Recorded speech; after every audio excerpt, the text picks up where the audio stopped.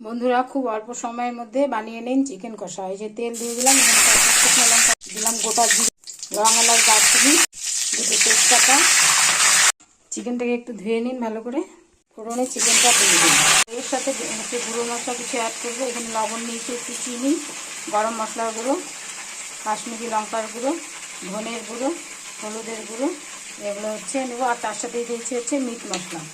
এটা হলো মিট মশলা, এটা কাশ্মীরি লঙ্কার গুঁড়ো, এটা গরম মশলার গুঁড়ো, এটা চিনি, এটা লবণ, এটা ধনের গুঁড়ো, এটা হলো হলুদ। এগুলো ঢেলে দেবো।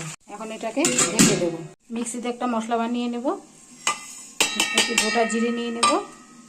এর সঙ্গে দিয়ে দেবো অল্প পেঁয়াজ, একটা টমেটো কুচিনো, একটু আদা, একটু রসুন, কয়েকটা কাঁচা পাকা লঙ্কা। আর এই মাংসের মধ্যে দিয়ে দেবো কিছু কুচনো কাঁচা লঙ্কা, টমেটো আর পেঁয়াজ। এই আদা রসুনের পেস্টটা করেছি বন্ধুরা, এটা ঢেলে দেবো।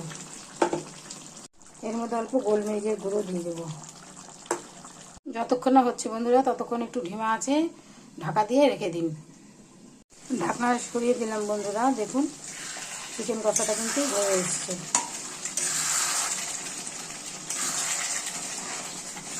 খুব অল্প সময়ে অল্প মশলা দিয়ে এভাবে চিকেন কষা বানিয়ে খান, ফ্রাইড রাইসের সাথে